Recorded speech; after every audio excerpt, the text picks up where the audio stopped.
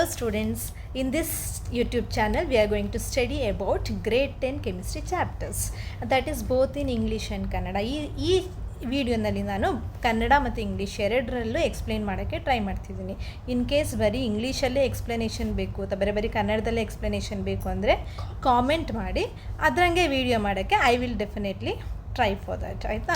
ಈಗ ನಾನು ಈ ವಿಡಿಯೋನಲ್ಲಿ ಆಗಲೇ ಹೇಳ್ದಂಗೆ ಕನ್ನಡದಲ್ಲೂ ಹೇಳ್ತೀನಿ, ಇಂಗ್ಲೀಷ್ನಲ್ಲೂ ಹೇಳ್ತೀನಿ. ಆದ್ದರಿಂದ ಕನ್ನಡ ಟೆಕ್ಸ್ಟ್ ಬುಕ್ ಸ್ಲೈಡ್ ಮತ್ತು ಇಂಗ್ಲೀಷ್ ಟೆಕ್ಸ್ಟ್ ಬುಕ್ ಸ್ಲೈಡ್ ಎರಡೂ ನಾನು ಇಲ್ಲಿ ಇಟ್ಕೊಂಡಿದ್ದೀನಿ, ನೀವು ನೋಡ್ಬೋದು ಇಲ್ಲಿ ಅಲ್ವಾ.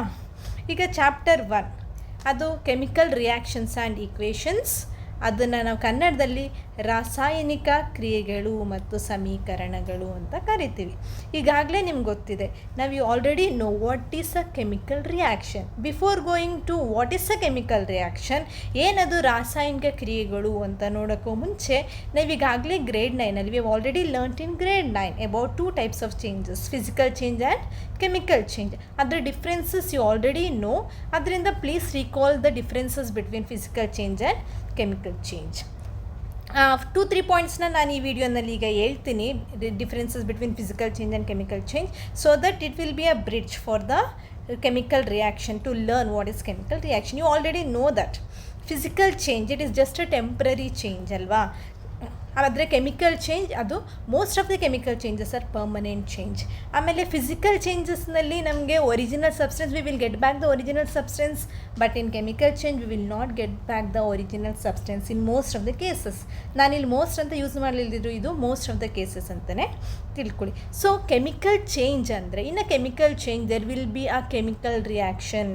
ನಾವೀಗಾಗಲೇ ನೋಡಿದ್ದೀವಿ in grade 9 chemical change is associated with chemical reaction. So chemical reactions andre you should know that there has been a chemical change taken place. ಇಲ್ಲಿ ನಮಗೆ ಕೆಲವೊಂದು ಎಕ್ಸಾಂಪಲ್ಸ್ಗಳನ್ನ ಕೊಟ್ಟಿದ್ದಾರೆ. in our daily life we will see all these examples where there will be a lot of changes that we see around us. ಸಾವಿರಾರು ಚೇಂಜಸ್ಗಳು, ಬದಲಾವಣೆಗಳನ್ನ ನಾವು ನೋಡ್ತೀವಿ ನಮ್ಮ ಸುತ್ತಮುತ್ತ. ಅದರಲ್ಲಿ few will be a physical change and few changes will be chemical change. So chemical changes are always associated with, comment down the answer because I already told that chemical reactions. So let us see few examples which is given in our textbook now. So I have taken the textbook slide over here and these are the few examples. ಇಲ್ಲಿ ಕೆಲವು ಎಕ್ಸಾಂಪಲ್ಸ್ಗಳು ಇದ್ದಾವೆ. Consider the, ಈಗ ನಾನು first English ಹೇಳ್ತೀನಿ. Consider the following situations in our daily life and think what happens. For example, the first example, milk is left at room temperature during summer. ಅದೇ ಕನ್ನಡದಲ್ಲಿ ಈಗ ಬೇಸಿಗೆಯಲ್ಲಿ ಹಾಲನ್ನು ಕೊಠಡಿಯ ತಾಪದಲ್ಲಿ ಇರಿಸಿದಾಗ ಹಂಗೆ ಇಟ್ಬಿಟ್ಟಿರ್ತೀವಿ, ಈಗ ಮರ್ತ್ಕೊಂಡ್ಬಿಡ್ತೀವಿ. ಫಾರ್ ಎಕ್ಸಾಂಪಲ್, ನಿಮ್ಮ ಅಮ್ಮ ಈಗ ಹಾಲನ್ನ ಬಿಸಿ ಮಾಡಿರ್ತಾರೆ, ಆಮೇಲೆ ಮತ್ತೆ ಅದನ್ನು ಫ್ರಿಡ್ಜಲ್ಲಿ ಇಡೋದು, ಅಥವಾ ಮರ್ತ್ಕೊಂಡು ಹಂಗೆ ಬೆಳಗ್ಗೆಯಿಂದ ಸಂಜೆವರೆಗೂ ಹಂಗೆ ಔಟ್ಸೈಡೇ ಇರುತ್ತೆ. ಅದು ಸಮ್ಮರ್ ಸೀಸನು ಆಗಿರುತ್ತೆ. Then what happens when the milk is left at room temperature during summer? Will it be a fit to drink as a coffee or a tea as a badam milk and all? ಈಗ ನಿಮಗೆ ಬೂಸ್ಟ್, Horlicks ಆ ಥರ ಕೊಡ್ತಾರೆ, ಅಥವಾ coffee tea parents ಮಾಡ್ಕೊಂಡು ಕುಡಿತಾರೆ, ಅದಕ್ಕೆ ಆ ಮಿಲ್ಕ್ ಸೂಟೇಬಲ್ ಆಗಿರುತ್ತಾ? ಡೆಫಿನೆಟ್ಲಿ ಇಲ್ಲ ಅಲ್ವಾ. ಯಾಕೆ? Because there will be a chemical change has taken place. Chemical ಚೇಂಜಲ್ಲಿ ಆಗಿದೆ. ಯಾಕೆ ಕೆಮಿಕಲ್ ಚೇಂಜ್ ಆಗಿದೆ ಅಂದರೆ ಅಲ್ಲಿ ಆ್ಯಕ್ಚುಲಿ ಏನಾಗಿದೆ? Chemical reaction has taken place ಅಂದರೆ ಅಲ್ಲಿ ರಾಸಾಯನಿಕ ಕ್ರಿಯೆ ಅದರೊಳಗಡೆ ನಡೆದಿದೆ ಅಂತ ನಾವು ಹೇಳ್ಬೋದು. ಈಗ ಅನದರ್ ಸೆಕೆಂಡ್ ಎಕ್ಸಾಂಪಲ್ ಏನಂತ ಹೇಳ್ತಿದ್ದಾರೆ, an iron tawa or a pan or a nail, iron nail is left expose to humid atmosphere.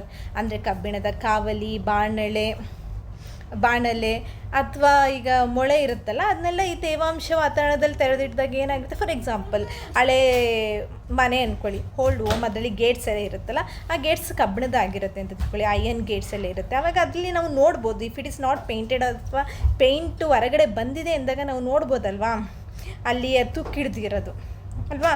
ಅದು ಈಗಾಗಲೇ ನಿಮಗೆಲ್ರಿಗೂ ಗೊತ್ತಿದೆ, rusting of iron, it's a chemical change.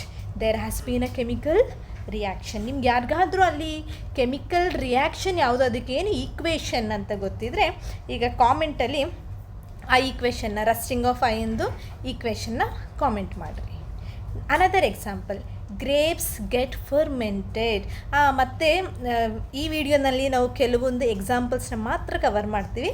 Next ವಿಡಿಯೋನಲ್ಲಿ ಇದರದ್ದು ಎಕ್ಸ್ಪ್ಲನೇಷನ್ನು ಎಲ್ಲ ಈ ಚಾಪ್ಟರ್ ಬಗ್ಗೆ ಪೂರ್ತಿಯಾಗಿ ಕಲಿತಾ ಹೋಗೋಣ. ಈಗ third example, grapes get fermented ಅಂದರೆ ದ್ರಾಕ್ಷಿ ಹುದುಗುವಿಕೆಗೆ ಒಳಪಟ್ಟಾಗ. ಫಾರ್ ಎಕ್ಸಾಂಪಲ್, ಗ್ರೇಪ್ಸಿಂದನೇ ಗ್ರೇಪ್ ವೈನ್ ಮಾಡ್ತಾರಲ್ವಾ, ಅಲ್ಲಿ ಆ್ಯಕ್ಚುಲಿ ಕೆಮಿಕಲ್ ಚೇಂಜ್ ಆಗಿದೆ, chemical reaction has taken place.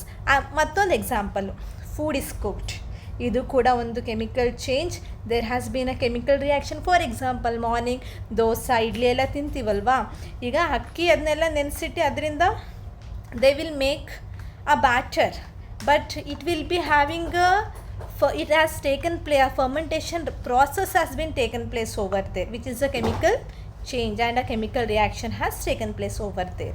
Then food gets digested in our body, it is also a chemical change where it has been associated with chemical reaction.